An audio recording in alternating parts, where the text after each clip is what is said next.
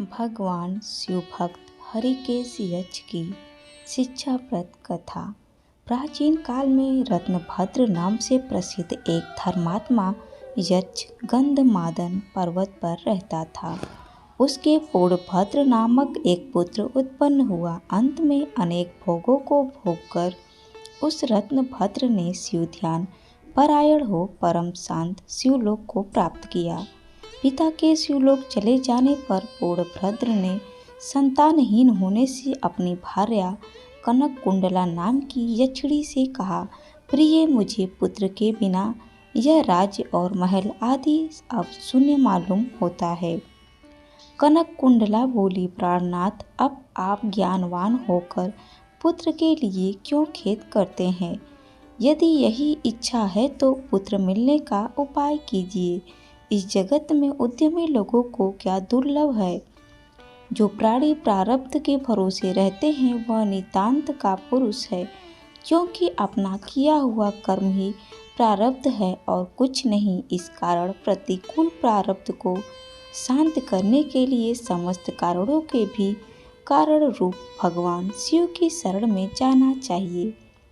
यदि आप सर्वश्रेष्ठ पुत्र चाहते हैं तो भगवान शिव की शरण ग्रहण कीजिए। अपनी पत्नी की बात सुनकर यक्षगान ने गीत वाद्य से भगवान शिव का पूजन कर पुत्र की अभिलाषा पूर्ण की। उसका नाम हरिकेश पड़ा। पुत्र उत्पन्न होने की प्रसन्नता से उसने अनेक दान पुण्य किए। जब हरिकेश 8 वर्ष का हुआ तभी से वह खेल में धूलि का शिवलिंग बनाकर त्रिड़ादि से उनका पूजन करता और अपने साथियों को शिव नाम से भी पुकारता था।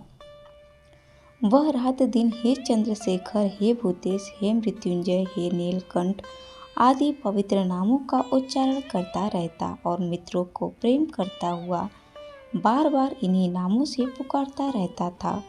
उसके कान के नाम के अतिरिक्त अन्य किसी को ग्रहण नहीं करते थे। वह शिव मंदिर को छोड़कर किसी अन्य जगह नहीं जाता। उसके नेत्र शिव के अतिरिक्त और कुछ देखने की इच्छा नहीं रखते थे। वह स्वप्न में भी भगवान शिव को ही देखा करता था। हरिकेश की यह दशा देखकर उसके पिता ने उसे गृह कार्य में लगाने की अनेक चेष्टाएं की, किंतु उस पर कुछ भी असर नहीं हुआ। अंत में हरिकेश घर से निकल गया। कुछ दूर जाकर उसे भ्रम हो गया कि और वह मन ही मन कहने लगा, हे शंकर, कहाँ जाऊँ, कहाँ रहने से मेरा कल्याण होगा। यह सोचकर उसने अपने मन में विचार किया कि जिसकी कहीं ठिकाना नहीं है उसका काशीपुरी ही आधार है। इस प्रकार निश्चय कर वह काशीपुरी को गया, जिस अविमुक्त क्षेत्र में पंच भौतिक देह त्याग कर प्राणों का शिव की प्रसन्नता से फिर देह से संबंध नहीं रहता, उस आनंद वन में जाकर तप करने लगा। कुछ समय बाद भगवान शिव ने पार्वती को अपना विहार वन दिखाया। वह अनेक सुगंध युक्त पल्लवों से शोभित था। शिव बोले, हे देवी, जैसे तुम मुझको बहुत प्रिय हो वैसे ही यह आनंद वन भी मुझे परम प्रिय है। मेरे अनुग्रह से इस आनंद वन में से मरे हुए को जन्म मरण का बंधन नहीं होता, अर्थात वह फिर संसार में जन्म नहीं लेता। पुण्यात्मा के कर्म बीज विश्वनाथ की प्रज्वलित अग्नि में जल जाते हैं, उसी से फिर वे गर्भाशय में नहीं आते। काशीवासी लोगों के देहांत समय में ही तारक ब्रह्मा ज्ञान का उपदेश देता हूँ, जिससे वे उसी क्षण मुक्त हो जाते हैं। कलयुग में विश्वनाथ देव का दर्शन, पूजन, काशीपुरी, भागीरथी, गंगा आदि का सेवन तथा सत्पात्र को दान विशेष फलदायक होता है। हे देवी, काशीवासी सदा मुझ में ही बसते हैं, इससे मैं उनको अंत में संसार सागर से पार कर देता हूँ। यह मेरी प्रतिज्ञा है। इस तरह वार्तालाप करते करते भगवान शिव उस स्थान पर गए जहाँ हरिकेश समाधि लगाए बैठा था। उसको देखकर पार्वती ने कहा, भगवान, यह आपका तपस्वी भक्त है। इस समाधि स्थित भक्त को वर देकर इसका मनोरथ पूर्ण कीजिए।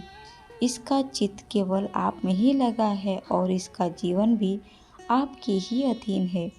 पार्वती की बात सुनकर भगवान शिव उसके पास गए और उन्होंने समाधि में स्थित उस हरिकेश को हाथ से स्पर्श किया। दया सिंधु का स्पर्श पाकर उस यक्ष ने आंखें खोलकर अपने सम्मुख प्रत्यक्ष अपने अभीष्ट को देखा।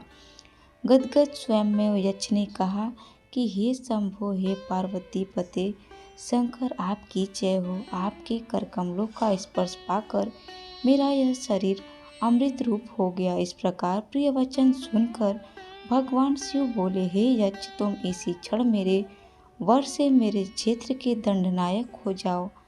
आज से तुम दुष्टों के दंडनायक और पुण्यवानों के सहायक बनो और दंडपाणी नाम से विख्यात होकर सब उद्गिर गणों का नियंत्रण करो। मनुष्य में सत्य अर्थ नाम वाले संभ्रम और उदंभ्रम ये दोनों गण तथा सदा तुम्हारे साथ रहेंगे। तुम काशीवासी जनों के अन्नदाता, प्राणदाता, ज्ञानदाता हो जाओ और मेरे मुख से निकले तारक मंत्र के उपदेश से मोक्षदाता होकर नियमित रूप से काशी में निवास करो। भगवान शिव की कृपा से वही हरिकेश यक्ष काशी में दंडपाणी के रूप में स्थित हो गया और भक्तों के कल्याण में लग गया। दोस्तों, आपको हमारी यह वीडियो कैसी लगी हमें कमेंट में ज़रूर बताएं।